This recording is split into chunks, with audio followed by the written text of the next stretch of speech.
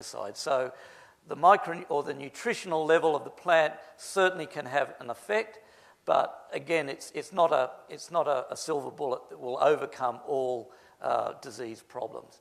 The other thing is that the effect is going to be seen when you have deficient plants.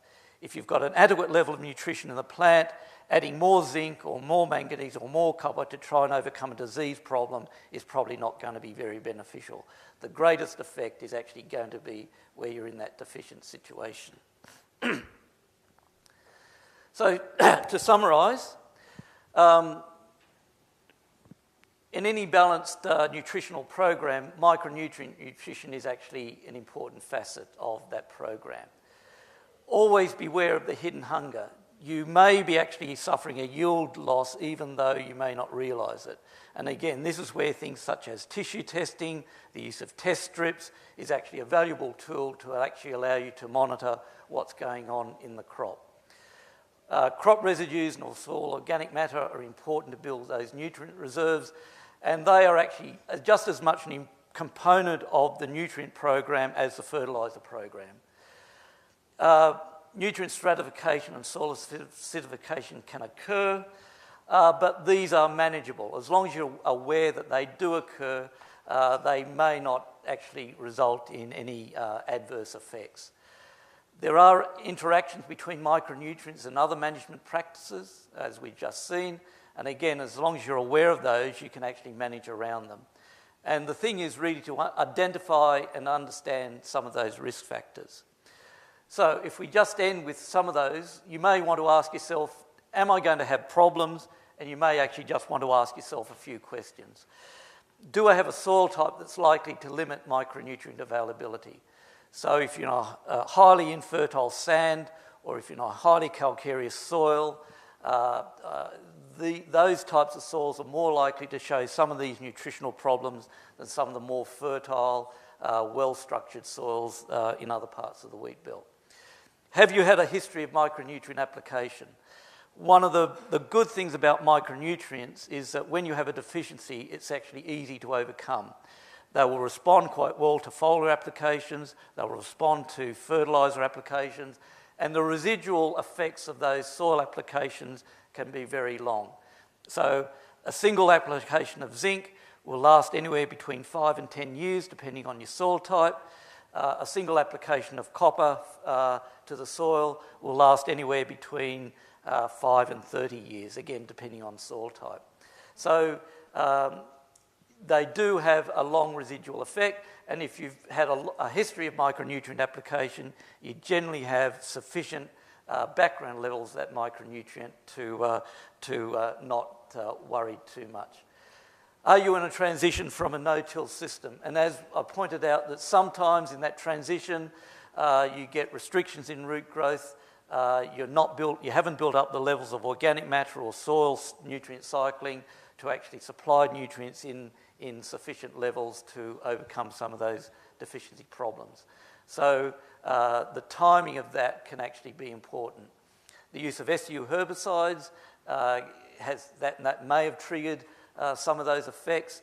Are you growing sensitive crops or varieties, or have recent weather conditions limited micronutrient availability and uptake? And there I'm talking about things like topsoil drying, which is particularly important in uptake, a particularly important factor in restricting the uptake, especially when the crops may be marginally deficient. So if you assess those risk factors, you can assess the need to adjust your management practices to improve that micronutrient status of the crops. So I'll leave it at that. Thanks, Dr. Glen. Invite any questions if anyone's got any.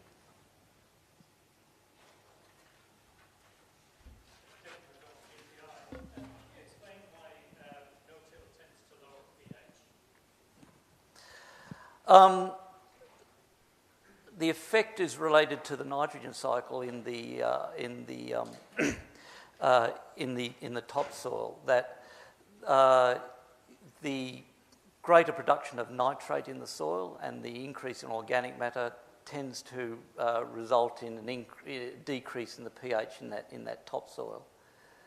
So it's similar to the use of or the build-ups of high levels of nitrate, particularly where you get leaching of nitrate out of that topsoil.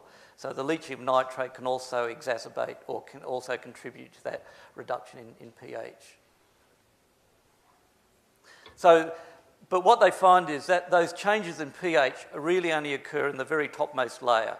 Once you get down to about 10 or 15 centimetres, there's really no change. It's really in that topmost layer where the changes in pH are most dramatic, and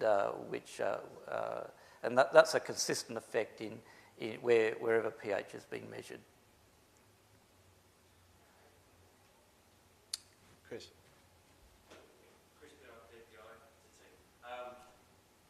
The stratification of nutrients into that top 5 centimetres you talked about, does that continue, and does the different practices with disc seeders and other such things have an effect on that?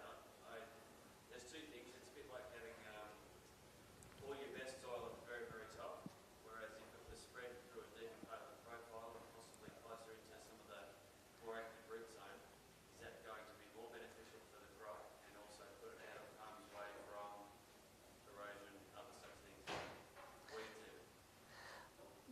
The stratification is generally thought to be due to just the lack of soil disturbance that occurs, and so the less soil disturbance you have, it's likely that the stratification will increase. But what can also happen is that over time you also may get an improvement in the nutrient status in the rest of the profile as well. It also depends a little bit on the level of leaching of those nutrients. So often you find that the level of stratification is greater in low rainfall environments where you don't get a lot of leaching of those surface layers. There was some work from Glen, I think, which actually looked at the effect of phosphorus on, the effect of tillage and stubble retention on the phosphorus forms. And they actually found that with reduced tillage and stubble incorporation and increases in phosphorus levels, that there actually was greater mobility of that phosphorus in the profile.